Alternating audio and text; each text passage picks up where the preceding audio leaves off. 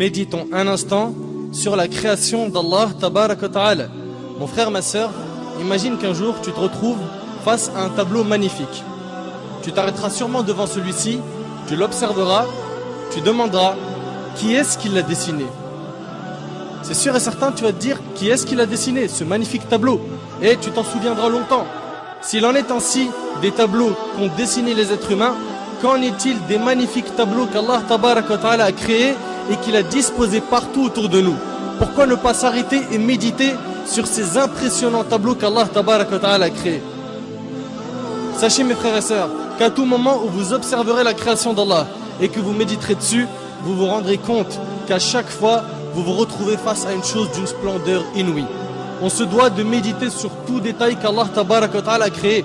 À chaque fois que le soleil se lève ou se couche, à chaque fois qu'on voit la lune, à chaque fois que la pluie tombe, à chaque fois qu'on voit les nuages, à chaque fois qu'on se retrouve face à un beau paysage tel que les montagnes, la mer, la verdure, etc.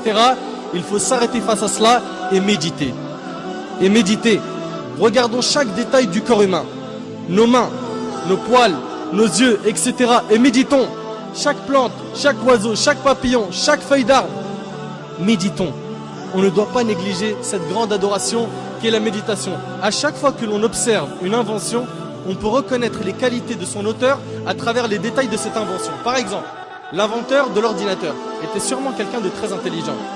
Les constructeurs des pyramides étaient sûrement des gens forts. L'auteur d'un joli tableau est sûrement un artiste très doué, etc. Qu'en est-il du créateur de cet univers? La première chose sur laquelle on doit méditer est la création de cet univers parfait par Allah Tabaraka wa Ta'ala qu'il a créé à partir du néant.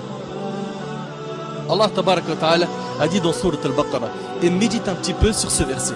Allah Azza wa Jalla a dit dans Sourate Al-Baqarah, Sourate 2, verset 117, Badi'us samawati wal-ard. Badi'us samawati wal-ard, qui signifie il est le créateur des cieux et de la terre à partir du néant. À partir du néant. Allah Azza wa Jal est le seul capable de créer à partir du néant. Il dit à la chose soit et elle devient. Soit et elle devient. Cela signifie que les cieux et la terre sont des chefs-d'œuvre qu'Allah Tabaraka wa Ta'ala a créés. Regardez subhanallah. Médite un peu sur cet univers. Regarde un petit peu. La lune tourne autour d'elle-même et tourne autour de la terre. La terre tourne elle aussi autour d'elle-même et tourne autour du soleil avec la lune. Toutes les autres planètes tournent autour du soleil et tournent aussi autour d'elles-mêmes. Et leurs satellites eux aussi tournent autour d'eux-mêmes. Et tout ce système solaire, comprenant le soleil, la terre, la lune, les planètes, les satellites, les étoiles, etc. Tout cela appartient à notre galaxie qui est la Voie lactée. Subhanallah, c'est quoi cette perfection? C'est quoi cette perfection?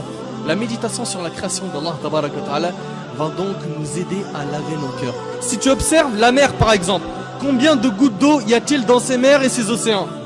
Comment cela se fait-il qu'il y a certaines mers qui ne se mélangent pas alors qu'elles se rencontrent? Comme dans le détroit de Gibraltar. Comment cela se fait-il qu'elles ne se mélangent pas? Et pourquoi l'eau salée de cette mer qui s'évapore puis qui se transforme en nuage et nous parvient n'est-elle plus salée? L'eau de la pluie. Subhanallah, ça part d'une eau salée et ensuite c'est de l'eau qui n'est plus salée. D'autre part, saviez-vous que si ces mers étaient stagnantes, elles auraient pourri? Tout cela prouve une chose, c'est qu'Allah Azza wa Jal a tout organisé à la perfection. Et puis dans la mer, regardez la variété et l'énorme nombre de créatures sous-marines. Médite un petit peu sur les poissons. Regarde, subhanallah, leur couleur. Regarde un petit peu comment ils sont, leur taille, leurs yeux, leur mode de vie. Regarde tous ces poissons, subhanallah, ils sont tous nourris. Tous ils mangent à leur faim. Médite, médite, médite sur les montagnes, le soleil, les animaux. L'essentiel est de méditer sur la création d'Allah Tabaraka wa Ta'ala.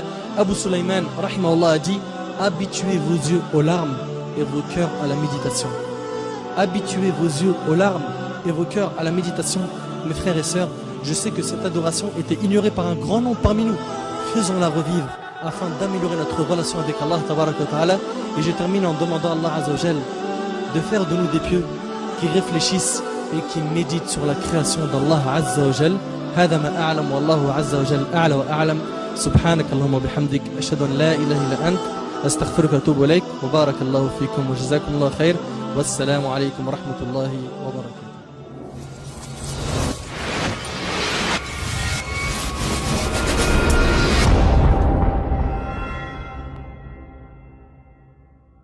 إن أعجبك الفيديو لا تنسى الإعجاب والاشتراك في القناة.